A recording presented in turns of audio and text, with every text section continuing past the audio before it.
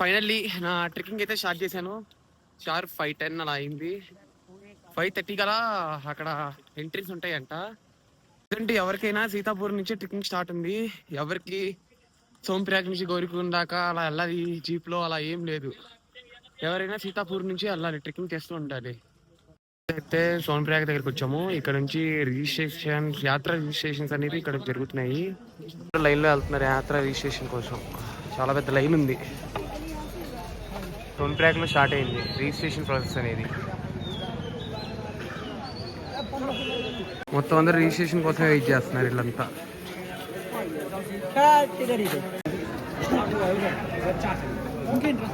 మా ఇద్దరు రిజిస్ట్రేషన్ అయితే జస్ట్ ఇప్పుడే అయిపోయింది. ఇంకా స్టార్ట్ చేస్తున్నాం. ఇక్కడ నుంచి సోన్ప్రయాగ్ నుంచి మా ట్రెక్కింగ్ స్టార్ట్ చేస్తున్నాం. సోన్ప్రయాగ్ నుంచి గౌరీకోట్ దాకా సంథింగ్ షేరింగ్ క్యాబ్స్ ఉన్నాయి. పర్ హెడ్ 50 రూపీస్ అలా పర్చేస్ చేస్తున్నారు. ఇక్కడ నుంచి ఒక 5 కిలోమీటర్స్ అలాగే రెడ్యూస్ అవుతుందంట. ఎక్కుతున్నాం మేము.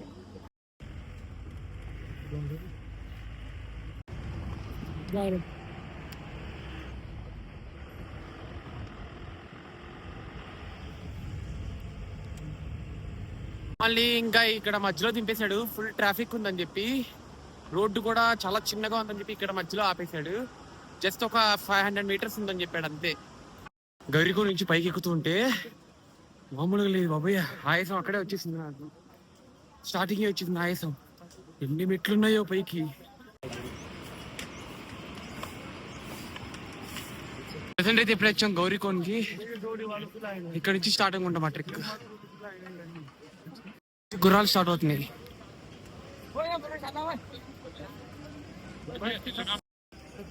బాబోయ్ అసలు ఇక్కడ ఈ గుర్రాలని ఎలా హింసిస్తున్నారంటే వీళ్ళు.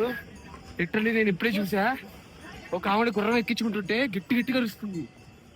అయినా ఏం లేదు, గట్టిగా దాన్ని ఇంకోటి చూసా, గుర్రం నడలేకపోతుంది. దాన్ని కర్రల మీద కొట్టి మరీ దాన్ని లేపుతున్నారు వాళ్ళు. అలా ఉంది ఇక్కడ అసలు మాత్రం. బాబోయ్ ఎవరు వచ్చినా గుర్రం మాత్రం ఎప్పుడు తీసుకోబాకండి. గుర్రాలు మేము ఒకటే రూట్ అయిపోయాం. రూట్ చూడండి అసలు ఎంత చండాలంగా ఉందో.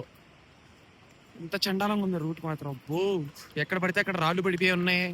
డేంజర్ ఉంది రూట్ మాత్రం. ఫైనల్లీ లొకేషన్ అయితే రీచ్ అయిపోయాం. ఇక్కడ నుంచి అంటే ట్రిక్ అనేది స్టార్ట్.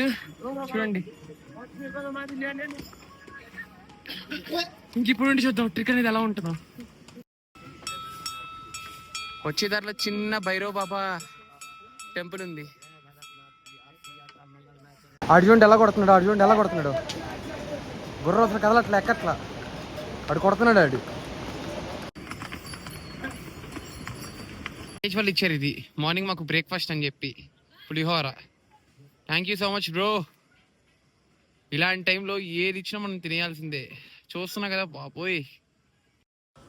నేను చెప్పనా, ఇంకా మన ట్రెక్కింగ్ స్టార్ట్ చేసి 6 కిలోమీటర్లు అయిందని వాడు చెప్పాడు నీకు. రే బాబు ఇంకెన్ని కిలోమీటర్లు ఉందా మరి? స్టార్టింగ్ కూడా 1.5 గంటన్నరే కదా అయింది. అదేగా. Oh my God, waterfalls వస్తున్నాయి. ఈ వాటర్ అయితే తాగొచ్చంట పట్టుకొని. ప్యూర్ ఫ్రెష్ గా ఉన్నాయంట. నేనైతే పట్టుకున్నాను. బాబోయ్ చేతులు అయితే గడ్డగట్టిపోయినాయి నా చేతులు అయితే. నేను తాగా, బాగున్నాయి. ప్రజెంట్ అయితే ఒక సగం దూరం దాకా అయితే వచ్చాము. ది బెస్ట్ వ్యూ పాయింట్ ఒకటి కనబడింది. చూడండి ఏముంది వ్యూ పాయింట్. మనం అక్కడికే వెళ్ళబోతున్నాం. అరే మాదేవ్. చూడండి అసలు ఇక్కడ అసలు రూటే లేదు.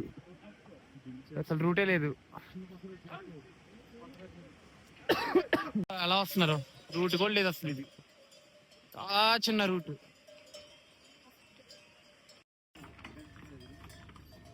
గాడిద గుర్రాలు ఉంటాయి కదా, గాడిద గుర్రా క్రాసింగ్ అంటే ఇవి.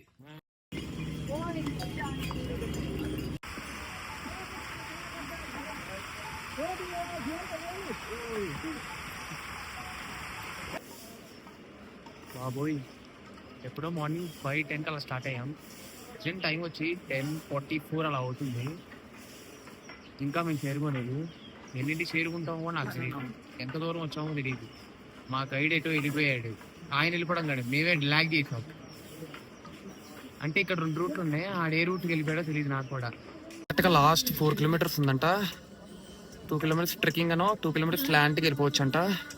వచ్చేసి ఎండింగ్ బండికి ఓపిక లేక వచ్చి కూర్చున్నాయి. ఇక్కడతో గుర్రాల స్టాప్ ఇక్కడతో ఎండ్ అయిపోయింది. ఇక్కడ నుంచి మనం అందరం బై వాక్ నడుచుకుంటూ వెళ్ళాలి. దగ్గర దగ్గర 1 కిలోమీటర్ దాకా ఉండిద్దంట. ఇక్కడతో అయిపోయింది. ఎన్ని గుర్రాలు ఉన్నాయి చూడండి. ఫైనల్లీ కేదార్నాథ్ లోపలికి అయితే రీచ్ అయ్యాను. ఇక్కడ నుంచి మందిర్ అయితే 400 మీటర్స్ ఉంది. నేను డైరెక్ట్ గా మా క్యాంప్కి వెళ్ళిపోతున్నాను. క్యాంప్కి వెళ్ళి చూపిస్తాను ఎలా ఉంటుంది మా క్యాంప్ ఏంటి అని. మోమో బయట టెంపరేచర్ అయితే 1 డిగ్రీ ఉంది. నోట్లో మాటలు కూడా రావట్లా.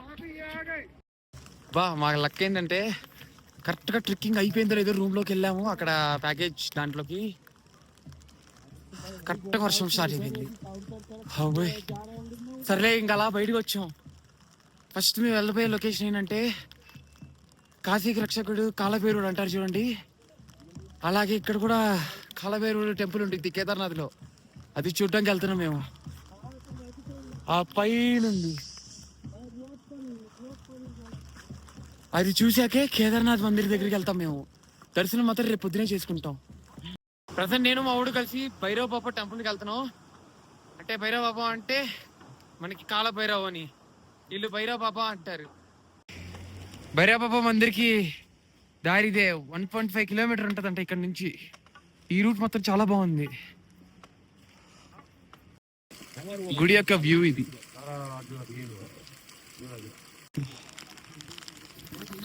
ఇదిగోండి ఇదే కాలభైరవ టెంపుల్. చాలా చిన్నది ఇది.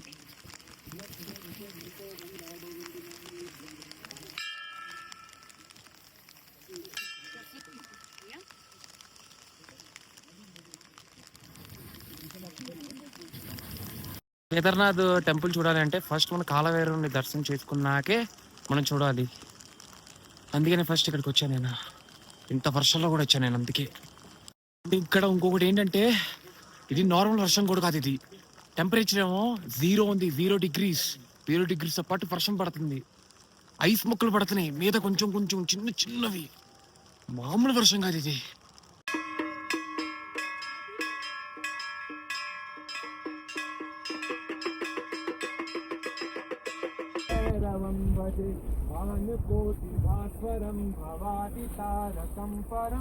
నీలకంఠమిప్సిదార్థిదాయకం త్రిలోచనం కాళికాలి మంబుజాక్షమక్షరూలమక్షరం నాసికాపురాధినాథ్ కాలభైరవం భజే ఇదారికే నివాసి ముకుంద భైరవం భజే. నేను ఫస్ట్ టైం అసలు ఈ గుడికి వచ్చాను. అది మంచి లక్కీ ఆపర్చునిటీ జరిగింది. ఏంటంటే కరెక్ట్గా నేను వచ్చినప్పుడే హారతి ఇచ్చే టైంలో వాళ్ళు నన్నే గంట కొట్టమన్నారు. అసలు ఇలాంటి ఆపర్చునిటీ నాకు దొరికిందని చెప్పి నాకు ఎంత ఆనందంగా ఉందో. భైరవ బాబాకి భైరవ బాబాతో కూడా అయిపోయింది దర్శనం. నెక్స్ట్ మనం చూడబోయేది కేదార్నాథ్ శివుణ్ణి. లోపలికి వెళ్తున్నాను చూడడానికి. హర్ హర్ మహాదేవా.